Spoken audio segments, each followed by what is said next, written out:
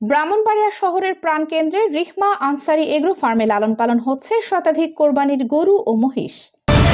Voice of Brahmanbaria 24 সংবাদে সারাক্ষণ। ব্রাহ্মণবাড়িয়া শহরের প্রাণকেন্দ্রে পৌরসভার ভেতরে পুরাতন জেলখানার পেছনে মনোরম পরিবেশে গড়ে উঠেছে রিমহা আনসারি এগ্রো ফার্ম। আসন্ন 2026 সালের কোরবানির ঈদকে সামনে রেখে প্রতি বছরের ধারাবাহিকতায় এবারও খামারটিতে লালন পালন করা হচ্ছে শতাধিক কোরবানিযোগ্য গরু ও মহিষ। খামার সূত্রে জানা গেছে, এবারের ঈদে ক্রেতাদের জন্য প্রস্তুত রাখা হয়েছে প্রায় 50 থেকে 60টি বড় ও মাঝারি আকারের দেশি বিদেশি জাতের গরু ও মহিষ। যত্ন সহকারে লালিত পালিত এসব পশুর স্বাস্থ্য ও মান বজায় রাখতে নেওয়া হয়েছে বিশেষ উদ্যোগ। আকর্ষণীয় ও বৈচিত্র্যময় কালেকশনে সাজানো হয়েছে পুরো খামারটি, যা ক্রেতাদের দৃষ্টি কাড়বে সহজেই।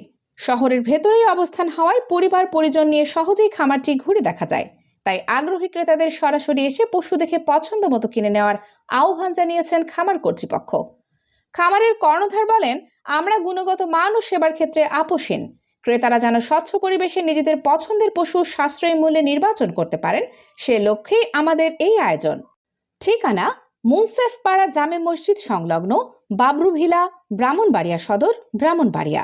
যোগাযোগ 01866461304। Kaniz Fatema Soma, news desk, voice of Brahmanbaria 24।